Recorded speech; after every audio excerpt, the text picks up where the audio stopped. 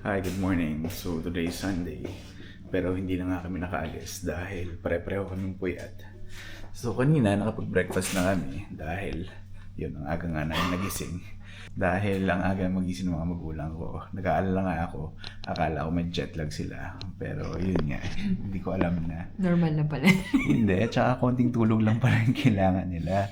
Dahil ako nga, kailangan ko ng at least 8 hours of sleep. Tapos kagabi, di ba, parang more or less, mga 1 around... o'clock, 1:30 na ata yun. 1:30 na nga tayo natapos dun sa yung pagbukas nga ng luggages nila. Pero siguro nakatulog na sabi mong 2 a.m. na. And then narinig ko nga mga around 7 a.m. nagising na sila. So parang 5 hours of sleep lang. Parang okay na sila. So kami ni Jamie, hindi kami sanay. Kaya nagising na rin kami dahil nag-prepare nga kami ng breakfast. Nag-alarm ako. 8:30. Tapos sabi ko, hala, gising na sila, 7 o'clock. Tutulog ka pa, kailangan magluto ng breakfast. Hindi nga sanay. Akala ko kasi medyo jet lag sila, kaya late sila gigising. Hindi pala 7 o'clock ayun. Ano tuloy? Hindi pa ako nakapagsukayin doon. So, like yung ginawa namin before, nung dumating si Francine, i-rundown lang namin lahat ng mga pinabili namin sa Pilipinas. Pero, syempre, hindi na namin i-include yung mga pinabili ng Jamie ng mga damit. So, binilang mo na ba kung ilan yung mga pinabili mo na damit? Lumabas parang mga 12 pieces lahat. 12 pieces. Pero mura lang naman siya. Kasama na yung pants and may pants pa yun, tsaka may skirt yun.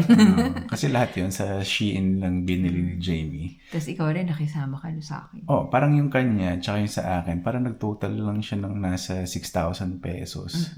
So, mga magkano yun? Mga $150. Tama? Oo. So, mura nga. Lahat na yun, di ba? 150. Ayan. So, simulan na natin yung mga pinabili mo at pinabili ng mga bata. Welcome sa tindahan! Yung mga pasalubong. Siyempre, yan yung mga na-miss namin. Oo. Ayan. Okay.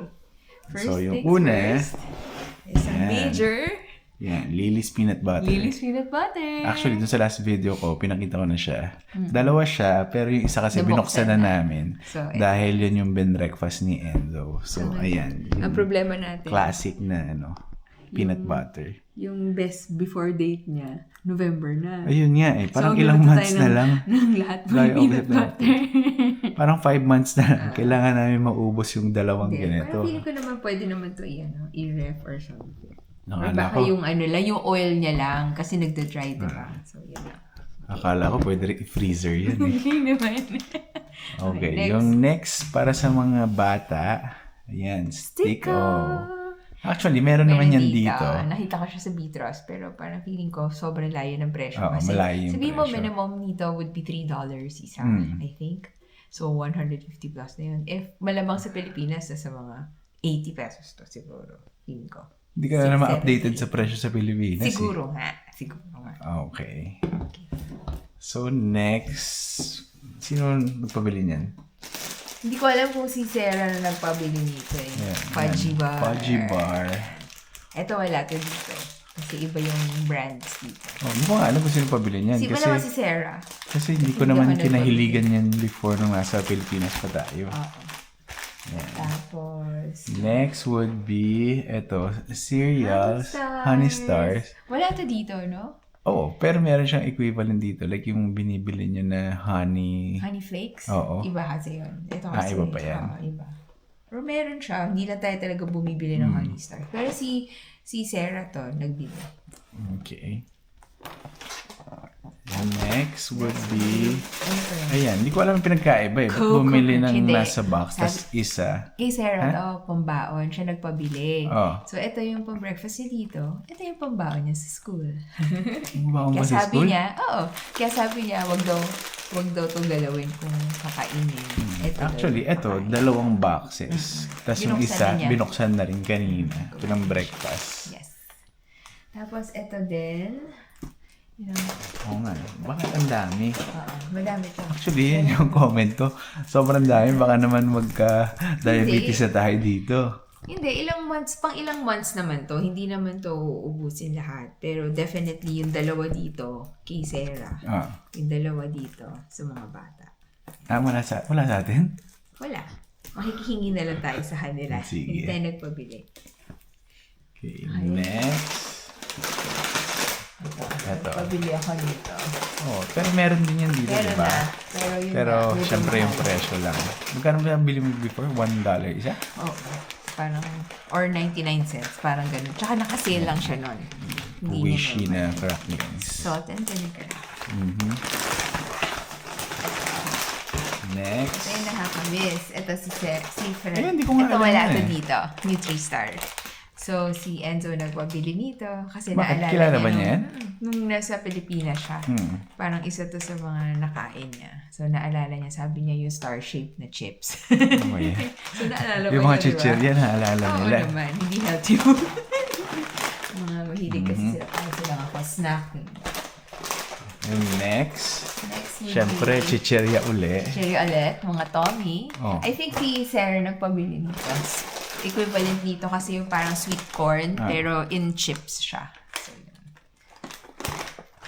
Pero parang wala akong nakitang ganyan dito. Meron, wala. Wala, no? And then this Puro one, chichirya, di ba? ito, pinabili ni Enzo to. Si Enzo Kay na naman? Francine, yes. Ah. Kasi ang sabi niya dito, oh yes, the chips that like a ring, that's like a ring. Sabi niya. So, ito yun. Roller coaster. Pinag-isip pa niya ako kung anong chips yun. Nag-ano pa kayo? Nag-charades pa kayo? Nag-charades pa kami. Kung ano yung chips na yun. And then, Next would be... ito yung coffee.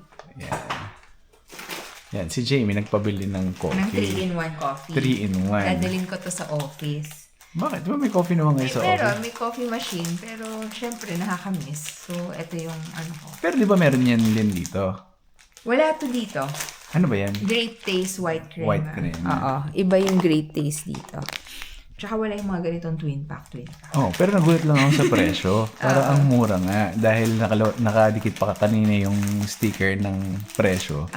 Parang Isang ganito, $34. Isang ganyan. 34 pesos. 34 pesos pala. So, parang less than $1. Isang... Less than 2 ni. Ay, less than $1. Less than $1. Oo nga, no? Less than $1. Ang mura, di ba? Wala siya. Oo. So, ilang pinabili mo? Dalawa yung binili nila. Dalawang ganyan. Oo. Kasi nagulat tayo, yung luggage pala nila, lahat pang hand carry. Nagulat ako sa bit-bit nila. Kasi, di ba, Kasi- 4 na 23 kilos yung allocation Yung nila. allocation, correct. Pero yung dala nila, kasi yun nga, yung parents ko kasi, hindi sila masyado mahilig nagka-travel. mag-travel, oo. So, pinoblema talaga namin yung mga luggages nila. So, mostly doon, puro hiram. And then, yung iba, bumili lang sila na just to get by sa Shopee. Maitawid lang. Pero yung nabili nga nila, parang ang liliit lang nung luggages Kaya nila. lahat papasa sa hand carry. Oo, sa mga hand carry. Small luggages. So, nagulat kami. Akala namin, ang dami na naming pinabili kasi sinasabi nila nung nagpapak sila na Puno na. puno na. So, sabi ko, paano mapupuno yun? Parang konti lang. So, medyo nag-worry ako na. Sabi ko, ang dami ba namin pinabili? Yung pala kasi, the bag is small. Okay, ito yung, Ito, another variation. yes, this one is Great Taste White. Pero ito, kay mommy to. So, binili niya kasi ito yung coffee niya. So, nag-stash siya dito dahil hindi sila nagbo-brewed coffee. Okay. Tingnan mo, buy 10. Get 1 free pa. So, it's 11 pieces. And then, okay. Ito. So, ito, pasalubong sa atin ng tita. Tita Baby. So, yun. Thank you, Tita. Thank you, Tita Baby, for our ingredient. Kasi tinatanong niya kung anong gusto ko. Sabi ko, hopya. Pero hindi ko naman akalain ng ganyan kadami. Hopya! Ang dami. Dami. Ayan. Parang 12 packs to. 12 packs, Ayan. yan. Pero Tapos nabawasan na nabusan na ng isa. isa. Kasi kinain na nila Jamie Sarah. kanina. Hanggang July 4 na lang pala to. Ha? Talaga ba? Oo. So, we have to put it in the Freezer. and some in the ref. Okay. The next would be pabili ni Sarah. Sarah from Bacolod. Pero syempre sa supermarket na lang. Supermarket ba yun? Or sa may I think market so. ba? Hindi ko alam. Sa market, yes. So, Piaya, kasi favorite niya to. Yan. Kami hindi mo tayo mahilig dito. And then, another favorite. Na Another lagi favorite. pabili. Kaya lang yun nga. Baka magkasakit na tayo dito. Diabetes. Ang Diabetes. daming, Ayan. Goldilocks na Meron polvoron. pang Goldilocks Polvoron. And then, ito yung syempre yung Ang classic. classic. Ito, pinipig. Yes. So, yan yung mga pabili na hiling natin. Mhm. May nakalimutan tayo, hindi na nagpabili ng Milo. Meron naman Milo rito. Pero, Pero mahal yung Milo. And then this one, hindi ko rin ito nakikita dito. Dutch Mill. Ayan, pero kay Sarah to. kasi, So, kay Sarah stash to. dalawa lang. Yogurt strawberry. Yes! Pero ito, ba't may naligaw dito? Ano to? Wala, baka feeling ko freebie to. Feeling ko freebie. Or, feeling ko baka sa ano nila, sa plain. Hindi kaya. Baka lang. Maltesers? Oo. Medyo Okay. na kasi siya melted na. Yun. So, wala. Binigay lang nila. Hindi to pabili. Binigay lang. Yun lang. That's all, folks. Meron po Wala ba? na ba? Wala na. See? Yun nga akala natin dami na kasi nga sinabi nila puno na yung bag. Konti lang pala. Konti lang. Tignan mo nga. Konti. Ayan, no? Wala lang tayong space. Masandali lang yan. Mga isang araw lang yan. Ubus na yan. Yung mga chichir. Yeah, Mga oo. chichirya, kumbaga kada kain, ubus yan ng ilang minutes lang. Diba? Yeah. Exciting! So, anong plano natin today? Hindi ko nga alam eh. So, baka mamaya pumunta lang kami sa Chinese store sa mga groceries dahil yun nga, gusto ko lang ipakita sa mga gulang ko kung ano yung mga available na mga prutas dito. Kasi yun nga rin yung nilook forward nila. Like kahapon na, bumili na kami ng strawberries, bumili na kami ng, bumili natin. Bumili tayong cherries, and then Honeycrisp apple. And then, yun, naghanap kasi si daddy ng gulay. Tsaka ng blueberry. Blueberries. Gusto niya raw gusto matry. niya try yung blueberries dito. Buti na lang muna yung blueberries dito. Tsaka yung raspberries din. Pero kami, personally kasi, hindi namin siya Gusto nagustuhan. yung blueberry. Kasi naasiman ako. Pero may one time na nag-uwi ka ng blueberries na matamis eh. Diba? Wala lang, parang gusto lang namin na ipatry sa kanila. And then, punta nga tayo sa DSW kasi just to check lang kung ano yung pwede natin ibili sa kanila. Dahil yung mami ko walang dalang sapatos. Hindi naman kasi siya nagsashoes sa Pilipinas kasi mas comfortable naman talaga magchinelas doon. Miski naman tayo nun, sandals lang di ba? Dito nga lang din ako natutong mag-rubber shoes. Konting shopping lang kung ano yung mga kailangan nila. And then after that, siguro kakain kami sa labas for dinner na lang. Dahil yun nga, habol si Sarah dahil pumasok siya sa trabaho. Inatid namin siya kanina.